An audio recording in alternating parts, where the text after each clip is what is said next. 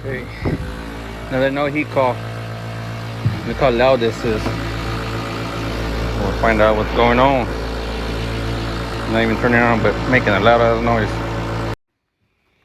Yep, this motor's no good. It makes a lot of when it's spinning. There you go. Took it apart just so I could show you guys. That's why it's loud.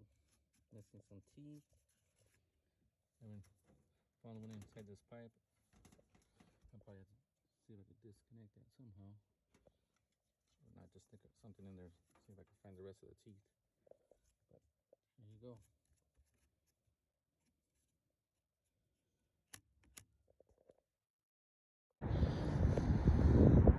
Bam. Inducer draft motor. US Air. Only one. Let's go. New part, old part. New part, old part.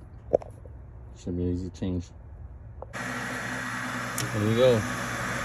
Inducer motor. Housing. Unit just turned on. Let's go through those.